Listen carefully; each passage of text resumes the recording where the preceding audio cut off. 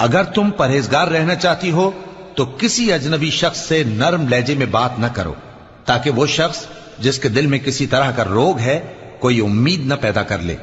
और दस्तूर के मुताबिक बात किया करो और अपने घरों में ठहरी रहो, और जिस तरह पहले जाहिलियत के दिनों में ज़ेब जीनत की नुमाइश की जाती थी उस तरह इजहार जीनत न करो, और नमाज पढ़ती रहो और ज़कात देती रहो और अल्लाह और उसके रसूल की फर्माबरदारी करती रहो।